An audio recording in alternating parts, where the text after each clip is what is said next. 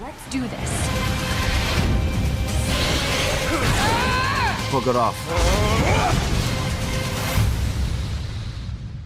Your life. Justice League Dark is the 2017 follow-up to Justice League vs. Teen Titans, although it was more of a Teen Titans movie, and here the title of Justice League is handed to the film when really it's a Constantine film, basically, with some Justice League characters in it, because the only character that is continuous throughout the entire film is Batman. He is the only one who gets sent by Deadman to find John Constantine after a series of horrific events are taking place all over different cities like Gotham, Metropolis, Washington DC. Yes, Superman, Wonder Woman, and the Jon Stewart incarnation of Green Lantern as he's stepping in for Hal Jordan for some reason. Doesn't tell you, but there you go. Also, Hawkman and Martian Manhunter are just sat randomly in the Hall of Justice. They've not appeared before in this continuity of animated films, but they're there, which is awesome.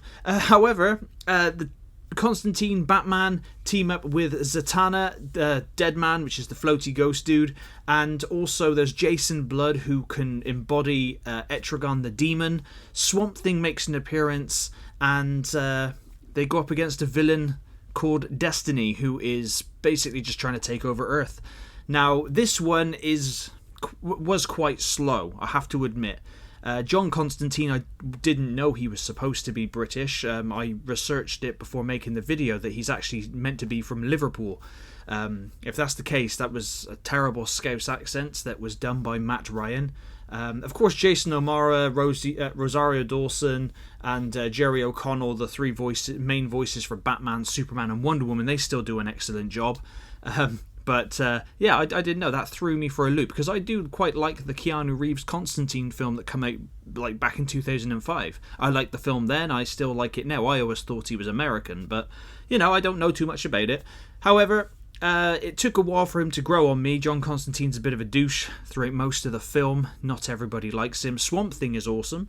There is some cool fighting when it gets to it, but this is a lot more magic based and weird, essentially, so there's not too much like physical action, and it does take a while after the initial intro. It does take a while for the ball to start rolling, but when it does, and it comes to obviously the big finale and whatnot, it's all spectacle and it's pretty good. Animation is still pretty awesome, and apart from the terrible Scouse accent for Constantine, the rest of the voice acting is very, very good. There's a bit of humor thrown in there. Batman is pretty much more or less a spare wheel, because he doesn't really do a lot besides use his grappling hook occasionally and throw a batarang.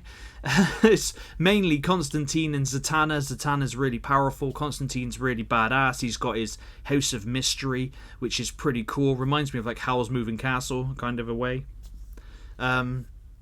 But yeah, I mean, it's another good entry in this continuity of DC animated films, but it's more on the sort of okay spectrum than like still Justice League War was badass, and that's still the best Justice League film. Although, like I said, this is not really a Justice League film; it's a Constantine film with some Justice League members in it. But let me know in the comments down below if you've checked this film out. It's worth watching, definitely, 100%. You can get it quite cheap on Blu-ray, which is what I've got.